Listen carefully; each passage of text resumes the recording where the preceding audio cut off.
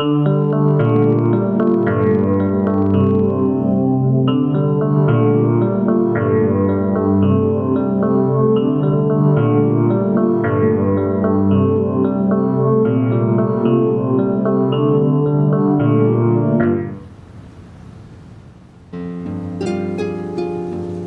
and Jerry met in school at Hunter College in Manhattan.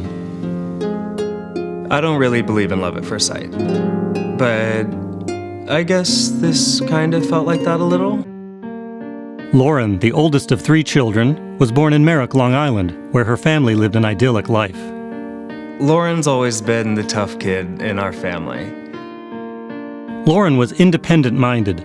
She regularly put family first and was respected by the young girls in the neighborhood. She was kind of a mom. She was always taking care of me. It's funny because she gravitated toward boys with similarly headstrong personalities, and Jerry wasn't that. Jerry was a sensitive kid from Hartford, Connecticut. Walter and I spoiled him a little bit. But he was our first after so many attempts. Estelle and Walter wanted to have a boy and a girl so they could grow up together. But after 3 miscarriages, it didn't seem like it was going to happen for them. Jerry was our little angel. He was the one who made it. My little boy. She was to him as he was to us. She made him happy. Their friends agree that while they were happy together, they didn't especially love their former busy lives in the big city. So they finally decided to carve out their own little world in the country. They seemed tired, always tired. And a little beaten down, maybe.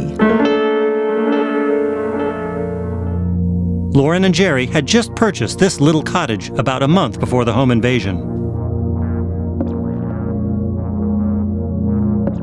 When they moved in that day, neighbors said they saw a moving truck and a small white car in the driveway. Sometime in the early evening, around 5 p.m., the moving truck and the car departed.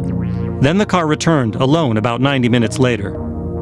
Jerry and another woman, someone the neighbors didn't recognize, got out of the car and entered the home at about 6:30.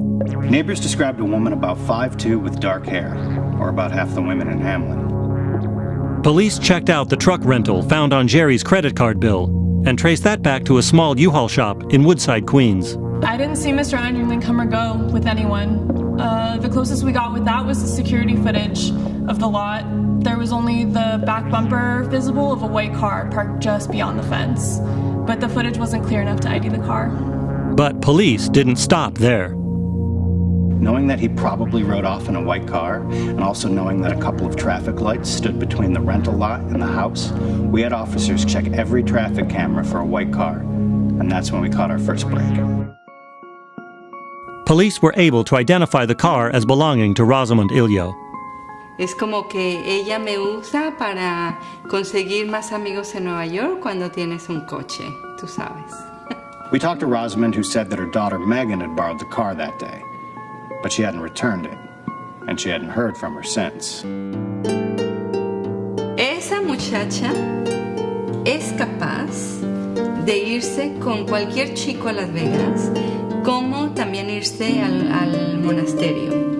Pero ella y Lauren tenían una conexión tan grande que yo nunca había visto con otra chica.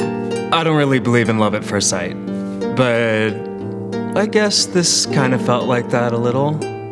That's what Megan was to Lauren. But what really was the nature of their relationship? Was she at the crime scene? And if so, where is she now? We'll dig deeper on part 3 of Horror in Hamelin on Forensics.